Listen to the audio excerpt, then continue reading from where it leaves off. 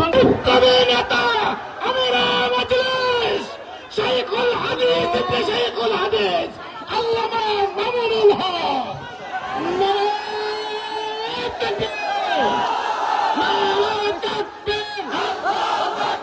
আমি বলছি সেকে চলুন আমরা আছি আপনার সাথে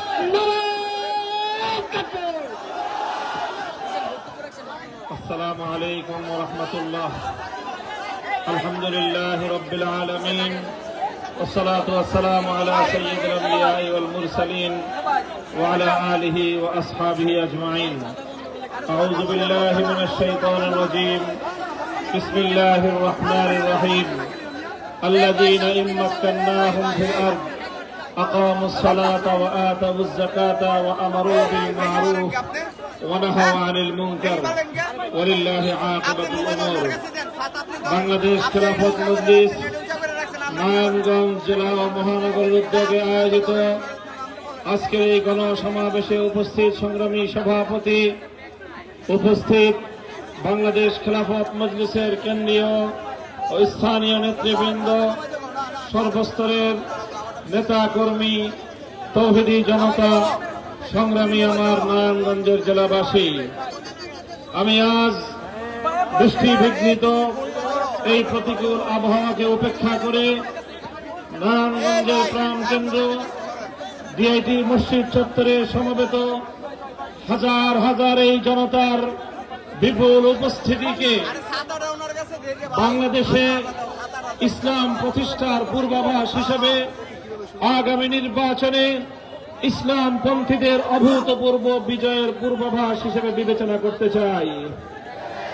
সেজন্য আমি মহান আল্লাহ পাক রব্বুল আলামিনের দরবারে শুকরিয়া আদায় করছি, যেই মহান রব্বুল আলামিন দীর্ঘ আন্দোলন সংগ্রাম, দীর্ঘ ত্যাগ তিতিক্ষা, গুম খুন হত্যাকাণ্ডের এক দীর্ঘ পথ পাড়িয়ে অসংখ্য অগণিত মানুষের জীবন এবং শাহাদাতের মধ্য দিয়ে ফ্যাসিবাদ বিরোধী আন্দোলনে 2024-এর জুলাই অভ্যুত্থানের মধ্য দিয়ে বাংলাদেশে যে অভূতপূর্ব ইসলামের অনুকূল পরিবেশ আল্লাহ পাক সৃষ্টি করেছেন, সেই মহান রব্বুল আলামিনের দরবারে আমরা শুকরগুজারি আদায় করি। সংগ্রামী সাথী ও বন্ধুগণ, আমরা স্পষ্ট ভাষায় বলতে চাই, এদেশের ইসলামপন্থীরা, এদেশের মুসলমানরা দীর্ঘ সংগ্রাম করে এসেছে। 1909 সালে কলকাতার আধিপত্যবাদ থেকে পূর্ববঙ্গের মুসলিম জাতিসত্তার মুক্তির লক্ষ্যে তারা বঙ্গভঙ্গ করেছিল।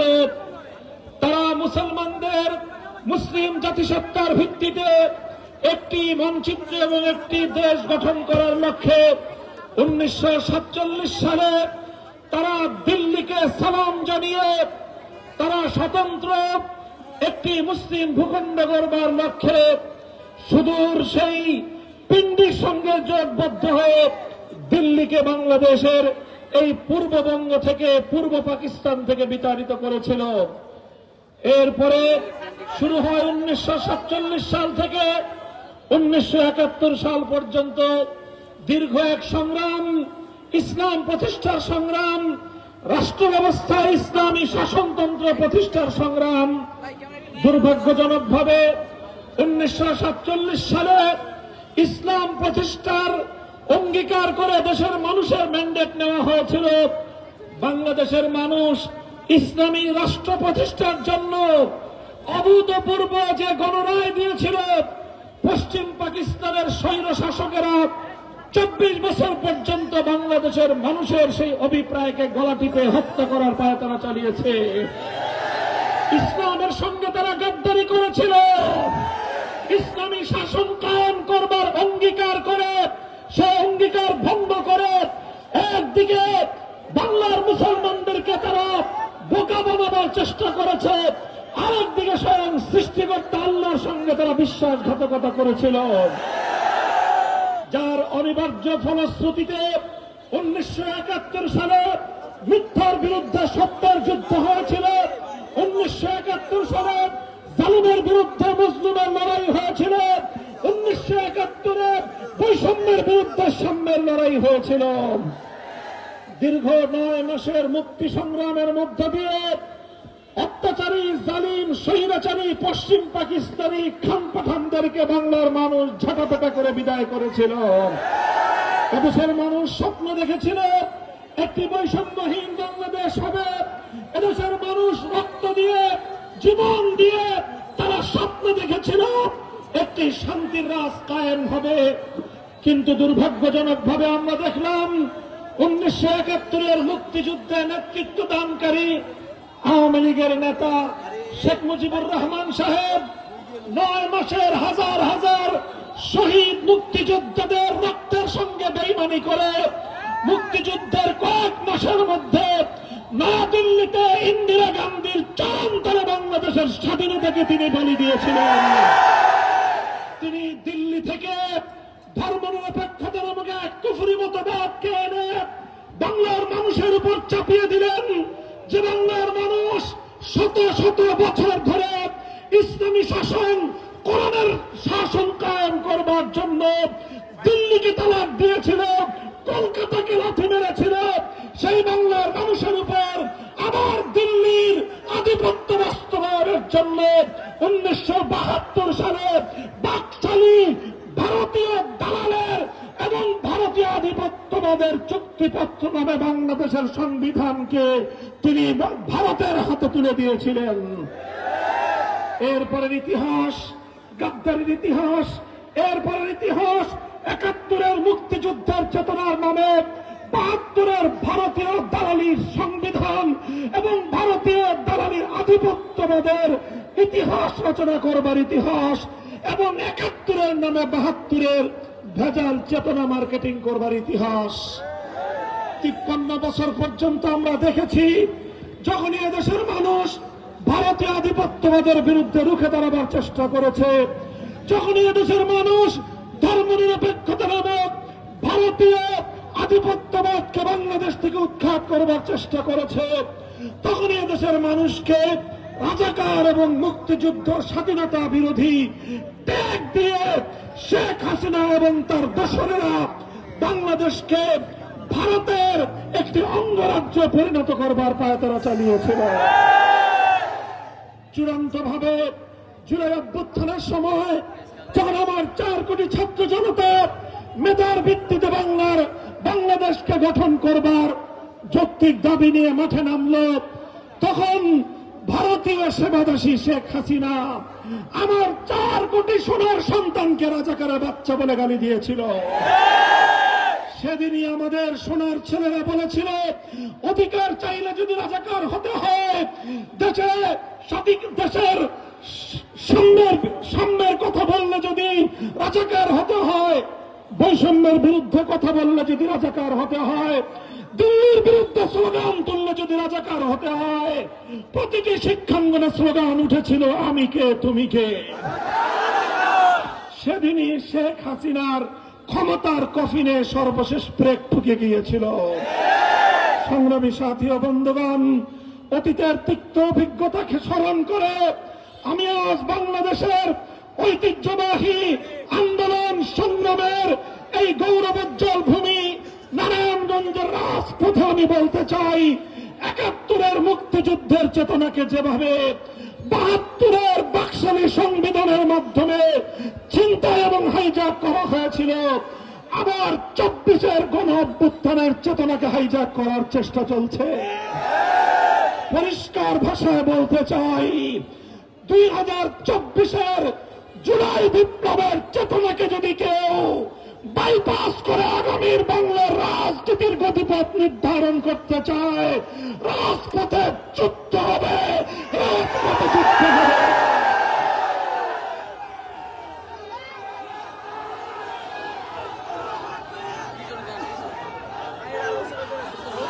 সংগ্রামী সাথী ও বন্ধুগণ, আজ বাংলাদেশ খেলাফত মজলিস স্পষ্ট ভাষায় তার রাজনৈতিক প্রধান এজেন্ডা আমরা জাতির সামনে তুলে ধরেছি। আমাদের এখন প্রথম এবং প্রধান এজেন্ডা হল আগামীর বাংলাদেশ 72-এর আদর্শে পরিচালিত হতে পারে না। আগামীর বাংলাদেশে 72-এর সংবিধান চলতে পারে না। চলবে 24-এর অভ্যুত্থানের আদর্শের ভিত্তিতে। তাই অন্তর্বর্তীকালীন সরকারের প্রধান ডক্টর ইউনূস সাহেবকে আমি সবিনয়ে অনুরোধ করতে চাই, প্রায় সহস্রাধিক আপনি ক্ষমতার মসনদে বসেছেন। জুলাই যুদ্ধরথের জন্য জীবন দিয়েছে। সেই জুলাইয়ের চেতনা এবং স্পিরিটকে বাস্তবায়ন করতে হলে জুলাই সনদের আইনি ভিত্তি দেওয়া প্রয়োজন। এটা ডক্টর ইউনূসের জন্য লজ্জার বিষয় যে আজ বাংলাদেশের ইসলামী সংগঠনগুলো, বাংলাদেশের জনতার আধ্যাত্মিক চেতনা নিয়ে এদেশের জনপ্রিয় রাজনৈতিক দলগুলোকে জুলাই সনদের আইনি ভিত্তি প্রদানের দাবি নিয়ে রাজপথে নেমে আসতে হয়েছে। অন্তর্বর্তীকালীন সরকারের জন্য এটা লজ্জার বিষয়। পরিষ্কার ভাষায় বলি, স্পষ্ট ভাষায় বলছি, অনতিবিলম্বে রাষ্ট্রপতির আদেশের মাধ্যমে জুলাই সনদের আইনি ভিত্তির প্রাথমিক ঘোষণা প্রদান করতে হবে। আগামী জাতীয় নির্বাচনের যথেষ্ট সময় পূর্বে যৌক্তিক সময় হাতে রেখে গণভোটের মাধ্যমে জুলাই সনদের আইনি ভিত্তি বাংলার মাটিতে কার্যকর করতে হবে। ত্রয়োদশ জাতীয় সংসদ নির্বাচন জুলাই সনদের ভিত্তিতেই বাংলাদেশে কার্যকর হবে। উচ্চকক্ষে পিআর পদ্ধতি ছাড়া কোন উচ্চকক্ষ বাংলার মাটিতে বাস্তবায়ন হতে দেওয়া হবে না ইনশাআল্লাহ। সংগ্রামী সাথী ও বন্ধুগণ, বাংলাদেশ খেলাফত মজলিস অঙ্গীকার করে আল্লাহর জমিনে ইনসাফপূর্ণ সমাজ ব্যবস্থা কায়েমের। বাংলাদেশ খেলাফত মজলিস আপনাদেরকে কথা দিচ্ছে, আগামীর বাংলাদেশে ইনশাআল্লাহ কোন বৈষম্য থাকবে না, কোন অবিচার থাকবে না। মানুষ তাদের অধিকার নিয়ে শান্তিতে নিরাপদে দেশে বসবাস করতে পারবে। আপনারা বাংলাদেশ খেলাফত মজলিসের হাতকে শক্তিশালী করুন। ইনশাআল্লাহ আমরা যে অঙ্গীকার করেছি, আগামীর বাংলাদেশে ইসলামপন্থীর ঐক্যবদ্ধভাবে ত্রয়োদশ জাতীয় নির্বাচনকে মোকাবেলা করবে ইনশাআল্লাহ। সেজন্য আমরা বাংলাদেশ খেলাফত মজলিসের পক্ষ থেকে মেহনতি মানুষের প্রতীক রিকশা প্রতীকে আমাদের প্রার্থীদেরকে আমরা ঘোষণা করেছি। আপনারা আমাদের প্রার্থীদের পক্ষে থাকবেন তো ইনশাআল্লাহ। সংগ্রামী সাথী ও বন্ধুগণ, নারায়ণগঞ্জ 1 আসনে মৌলানা আব্দুল কাইয়ুম মাদানী, নারায়ণগঞ্জ 2 আসনে মৌলানা আশরাফ হোসেন, নারায়ণগঞ্জ 3 আসনে জনাব শাহজাহান শিবলি, নারায়ণগঞ্জ 4 আসনে খন্দকার আনোয়ার হোসেন ও নারায়ণগঞ্জ 5 আসনে ডক্টর আলামিন রাকিব। এই 5 ব্যক্তিকে আমি মেহনতি মানুষের প্রতীক রিকশার আমানত দিয়ে আপনাদের হাতে রেখে গেলাম। নারায়ণগঞ্জবাসী আগামীর দিনে মেহনতি গরিব দুঃখী মানুষের অধিকার আদায়ের জন্য রিকশা প্রতীককে আপনারা বিজয়ী করবেন ইনশাআল্লাহ। সংগ্রামী সাথী ও বন্ধুগণ, ইনশাআল্লাহ আমরা অতীতেও যেভাবে প্রতিটি অন্যায়ের বিরুদ্ধে রাজপথে ছিলাম, আগামীর বাংলাদেশে জুলাইয়ের আদর্শের ভিত্তিতে বৈষম্যহীন বাংলাদেশ গড়েই ঘরে ফিরবো ইনশাআল্লাহ। আপনারা পাশে থাকবেন তো? আগামী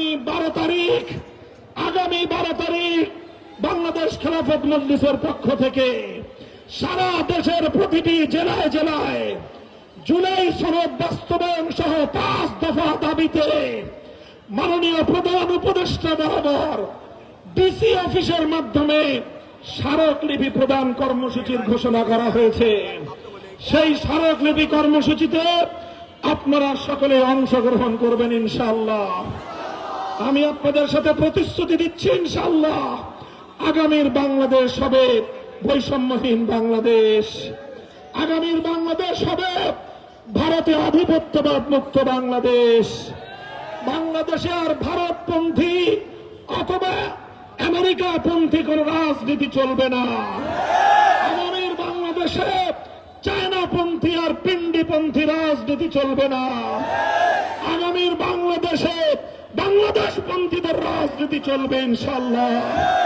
যারা বাংলাদেশপন্থী উদাত্ত আহ্বান জানাই, আসুন হাতে হাত রাখি, বাংলাদেশপন্থীদের সর্ববৃহৎ ঐক্যবদ্ধ একটি অবস্থান নিয়ে ত্রয়োদশ জাতীয় নির্বাচনে দেশপ্রেমিক ইসলামী শক্তি ইনশাআল্লাহ জনতার রায় নিয়ে আগামীর বাংলাদেশ পরিচালনা করবে। আল্লাহ পাক রব্বুল আলামিন আপনাদের সকলকে উত্তম বিনিময় দান করুন। বাংলাদেশকে আল্লাহ পাক রক্ষা করুন। বাংলাদেশকে আল্লাহ পাক আগামী দিনে ইসলামের ঘাঁটি হিসেবে কবুল করুন। নাসরুম মিনাল্লাহি ওয়া ফাতহুন করিব ওয়া আখিরু দাওয়ানা আলহামদুলিল্লাহি রাব্বিল আলামিন। সুবহানাল্লাহি ওয়া বিহামদিহি সুবহানাকাল্লাহুম্মা বিহামদিক আশহাদু আন লা ইলাহা ইল্লা আনতা আস্তাগফিরুকা ওয়া আতুবু ইলাইক। ইয়া হাইয়্যু ইয়া কাইয়্যুম বিরহমাতিকা নাস্তাগীস। সুবহানাল্লাহি ওয়া বিহামদিহি সুবহানাল্লাহিল আযীম। সুবহান রাব্বিকা রাব্বিল ইজ্জাতি আম্মা ইয়াসিফুন ওয়া সালামুন আলাল মুরসালিন আলহামদুলিল্লাহি রাব্বিল আলামিন।